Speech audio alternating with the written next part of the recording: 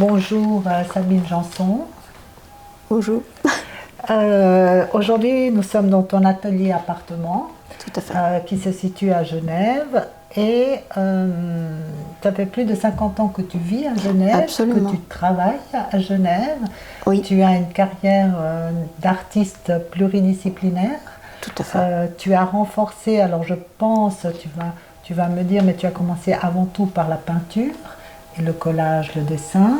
Oui. Tu es arrivé à la vidéo, à l'écriture très vite, qui sont en fait les trois éléments de ton travail artistique. Ouais, là, c'est à peu près 10 ans maintenant que le travail est fixé sur ça. Après, j'ai commencé sur le théâtre, c'est-à-dire j'ai travaillé en fait comme assistante. Ça a commencé comme ça. Et ça, c'est très au début de mon travail. Et en fait, je n'avais pas l'idée de faire ça comme ça. C'était un moment de... Ça s'est présenté, quoi. Oui, et en même temps, je trouve intéressant parce que c'est tout le début des années 80. À ce moment-là, j'ai commencé à travailler énormément. Les années 80, on avait cette ouverture extrêmement large sur la façon de travailler. Les manières de travailler ont changé à cette époque-là. On avait toujours dans la recherche. Les choses n'étaient pas fixées. Les choses étaient très excessives. Les gens qui travaillaient n'étaient pas faciles. Mais on avançait très bien grâce à ça. Moi, ça m'a beaucoup soutenu d'être avec des gens difficiles.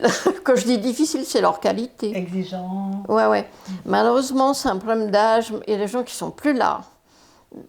Cinéastes, non. C'était plutôt les écrivains ou les gens qui travaillaient sur le théâtre. Malheureusement, ils ne sont plus là. Bon, c'est pas très...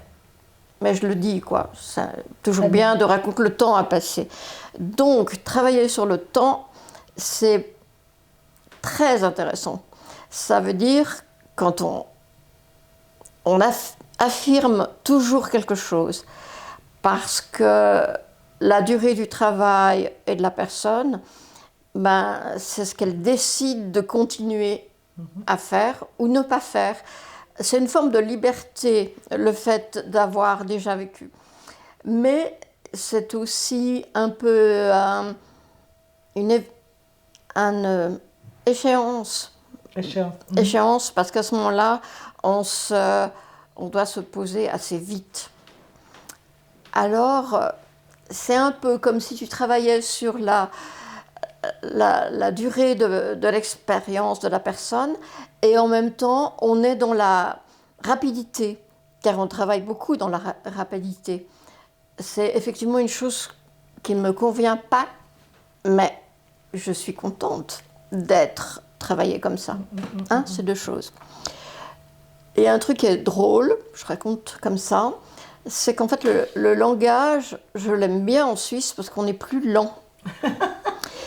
Et je ne veux pas faire de référence sur moi, je ne me permettrai pas. Mais il y a quelqu'un qui est mort, qu'on adorait, ben c'était Jean-Luc Godard. Il avait assez... C'est un humour que j'aimais beaucoup. Sa façon d'écrire, de justement faire des montages, c'est quand même un de ceux qui a vraiment fait quelque chose d'assez large. Et disant, mais ici, je peux être lent. Et en effet, il parlait lentement. Bon, l'accent terrible. Mais je trouve ça génial. Et là, c'est pas. On a une petite difficulté avec ça. J'ai eu un accident. Ok, ça arrive. Alors, ce qui est intéressant, c'est pas tellement le fait D'avoir pas de langage. s'arrêter, voilà, Ouais. mais c'est cette faculté de reprendre, cette volonté que tu as depuis toujours, Exact. cette force de caractère aussi, Exact. de dire que Ouais, c'est vrai. malgré, c'est pour ça que je l'ai nommé pardon, parce que Mais c'est quand oui. même des cas maintenant de plus en plus fréquents que les gens ont On le ce dit. genre Ouais, on le dit mieux. d'accident. Et aujourd'hui, 25 ans plus tard, tu es en pleine possession de toutes tes facultés cognitives. Tu racontes des histoires encore plus fortes, Plus qui fort, sont ouais. encore plus intimes, qui parlent au plus grand nombre, mais ton axe est vraiment devenu une force quand on t'écoute, quand on voit ton travail. Et là, à Carmine, le 16 octobre, tu vas vernir cette exposition Anges et démons. Alors, c'est un thème qui est récurrent chez toi. Oui. Alors, l'origine, c'était le fait de vivre régulièrement en Espagne, à Cadaqués, qui est un endroit effectivement assez mythique. Inclus aussi en partie avec le travail, puisque j'ai pris les photos des anges. Il y a un cimetière. Tu t'es promené dans la Catalogne en faisant des photos sur Cadaqués. C'est le cimetière, Cadaqués. qui est un endroit assez connu, assez curieux. Nous y sommes allés ensemble. Exactement, mais je me souviens pas qu'on est dans le cimetière. Mais par contre, on a passé des très bons moments effectivement là-bas.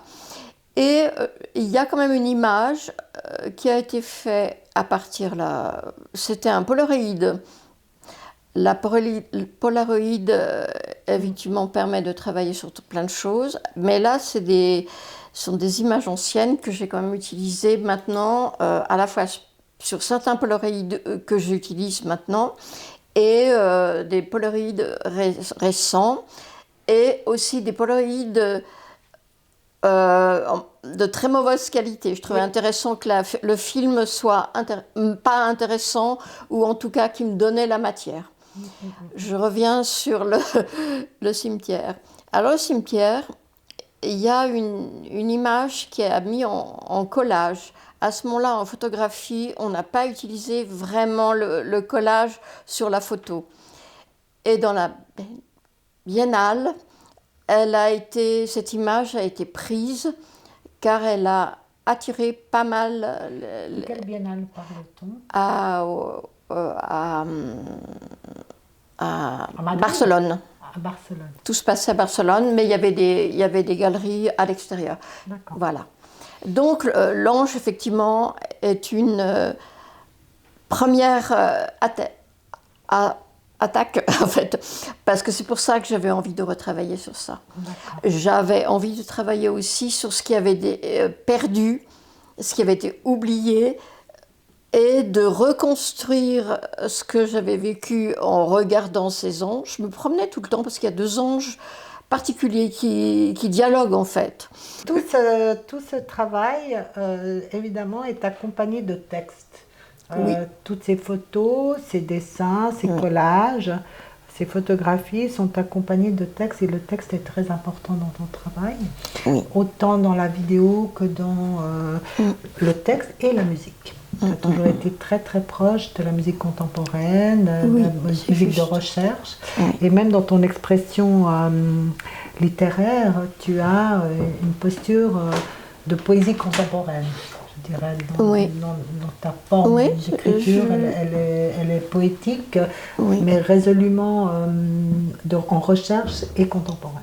Juste. Donc, je te lis là.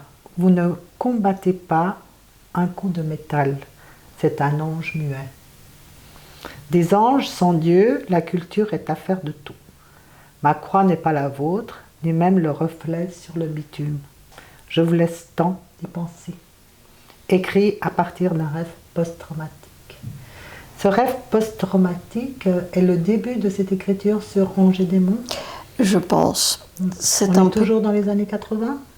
J'ai un peu quitté, mais en même temps, en fait, là, et je l'utilise même sous-dessous, enfin je sais pas comment, sous-dessous, non, on va remettre le mot parce que j'arrive pas à le trouver.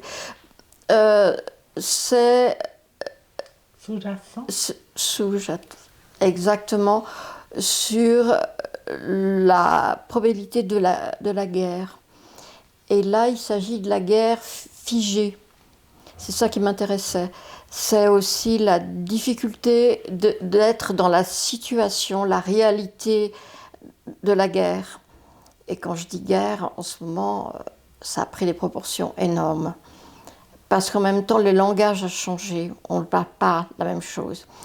quand on parle de guerre, les gens disent « Ah mais non, c'est pas la guerre, c'est pire que la guerre ». En effet, c'est pire que la guerre, parce que les langages ont changé. Donc, évidemment, par ma génération, on me permet aussi annoncer aussi que dans mes familles, la guerre était importante, des familles qui étaient toujours divisées par les frontières, ce qui était intéressant, le langage changeait.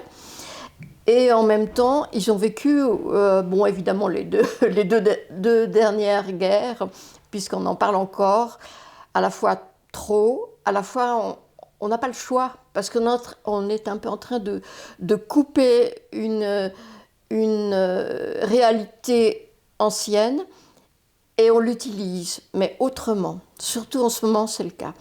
Ce n'est pas lié directement avec ce travail à ce moment-là, parce qu'en fait, en une année, il s'est passé tellement de choses. D'un coup, les anges fixés racontent pour moi l'attente. L'attente, c'est quelque chose qui permet que ça réagisse, que ça puisse vivre à nouveau. Donc, c'est un moment de stop. Donc, le travail est dedans. Il est dans la poétique, mais il est dedans. Quand tu dis c'est un moment d'arrêt, c'est-à-dire que cette exposition te permet de faire une pause et de poser les choses, de dialoguer un moment où, en fin de compte, cette dernière année, l'accélération des conflits, l'ouverture de toute cette mondialisation en guerre, en conflit, en confrontation, etc. Tu l'as vécu, tu as beaucoup travaillé cette dernière année avec Ces Anges et Démons. Tu as énormément travaillé et aujourd'hui tu dis c'est le moment de le poser en plein conflit mondial. Exact. Donc ça te permet de nous dire quoi là?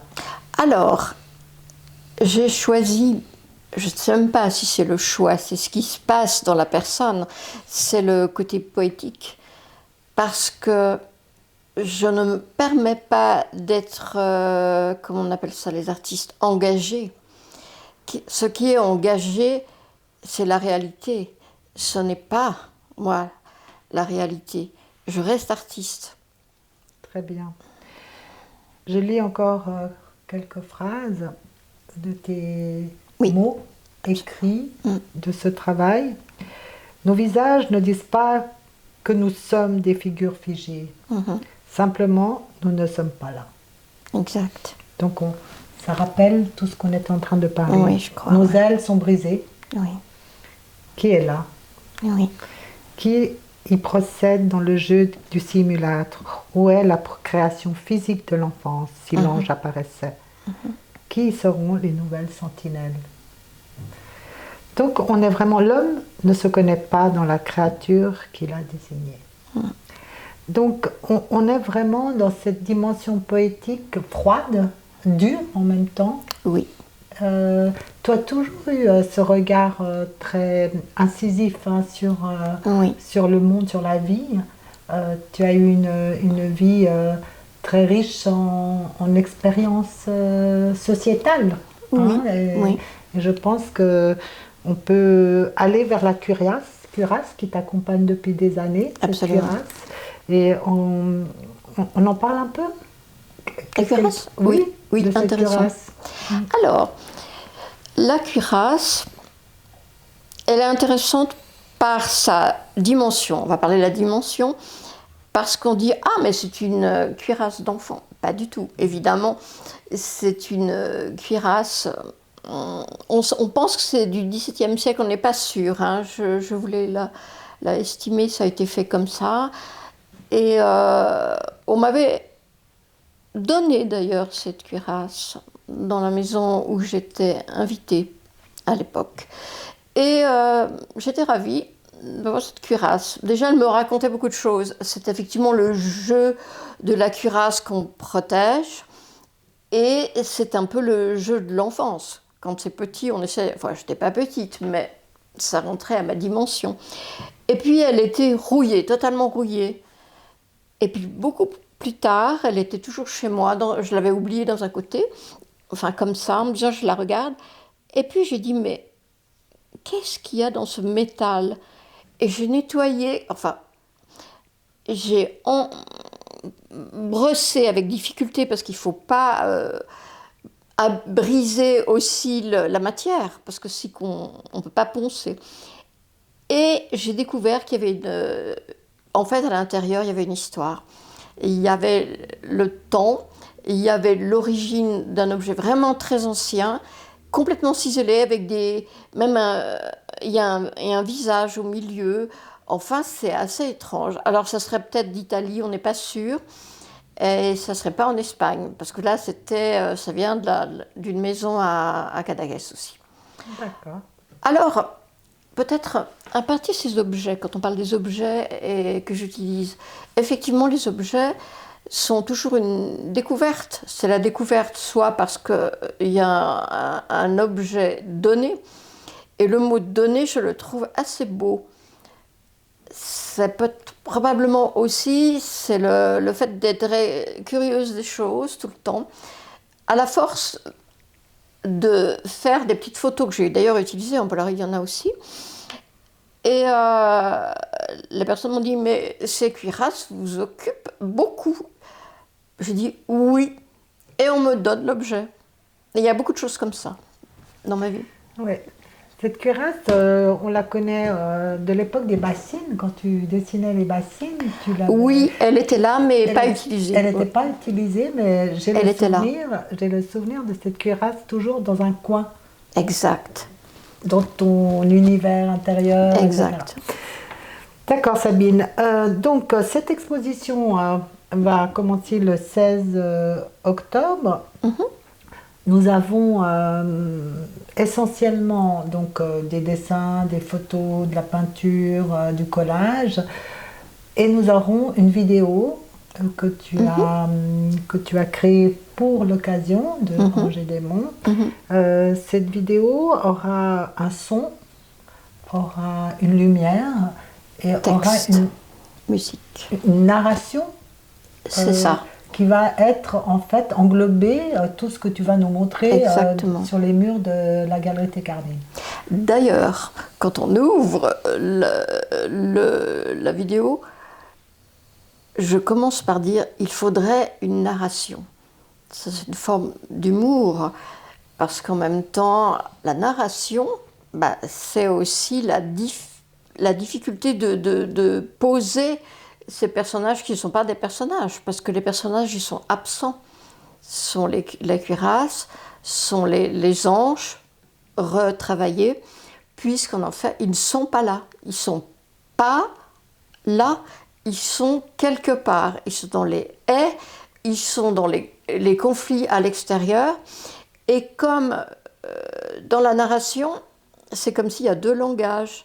Il y a ce que j'écris et que je ne peux pas exprimer à l'extérieur, mais il y a aussi l'idée d'avoir un autre langage